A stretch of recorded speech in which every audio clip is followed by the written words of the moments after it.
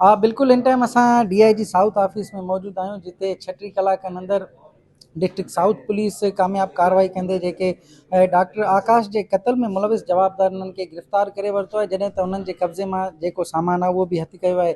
इन हवाले सां असां सां गॾु SSP जाज साउथ मौजूदु आहिनि, तौहीद रहमान मेमन साहब, उन्हनि सां ॻाल्हि ॿोल कयूं था त इन केस जे हवाले सां उहे छा चवणु चाहिनि था। तौहीद भाई, वॾी महिरबानी, छा चवंदव, जवाबदार गिरफ़्तार थी चुका आहिनि, सामान बि उन्हनि खां हथु कयो वियो आहे, कहिड़ी अॻु भराई आहे? जी बिल्कुलु, जीअं तव्हांखे ख़बर आहे त हीउ तमामु हिकिड़ो अफ़सोसनाक सानियो थी वियो, जंहिंमें डॉक्टर आकाश जी फुर दौरान जान हली वई। हीउ कराची पुलिस जे लाइ तमामु वॾो चैलेंजिंग केस हुयो ऐं उन में मुख़्तलिफ़ टीम्स ठाहियूं हुयूं ऐं उन्हनि ॾींहं राति महिनत करे विदिन 36 आवर्स जेके मौक़े जा 3 मुल्ज़िम आहिनि, जवाबदार आहिनि, उन्हनि खे गिरफ़्तार कयो आहे।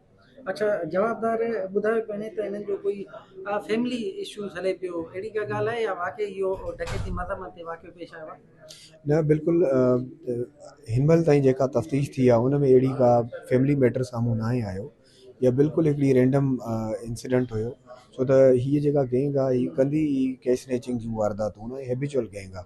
पहिरियां बि हिन जो तव्हां प्रीवियस क्रिमिनल रिकॉर्ड ॾिसो, हिकु हिकु मुल्ज़िम जो तक़रीबन 8 खां 10 केसिस ऑलरेडी रजिस्टर्ड आहिनि ऐं मुख़्तलिफ़ CCTV फुटेजिस बि साम्हूं आयूं आहिनि, जिन में हिननि वारदातूं कयूं, जिन में हिकिड़ो केस न्यू टाउन में हिकिड़ो कैश स्नैचिंग जो इंसिडेंट थियो, हिकिड़ो क़ायदाबाद में भी कैश स्नैचिंग जो इंसिडेंट थियो, उन में भी मुलविस आहिनि ऐं हिन जो CCTV फुटेजिस आहिनि। अच्छा, CCTV में 2 मोटरसाइकिलनि ते 4 जवाबदार आहिनि, हिते 3 पुलिस गिरफ़्तार कया आहिनि। हाणे तव्हां जे मथो जांच जी ज़िम्मेदारी FIR दाख़िल थी चुकी आहे, जांच भी हले थी, पोइ चोथों जेको हिननि जो जवाबदार आहे उहो किथे आहे, फरार थी वियो आहे?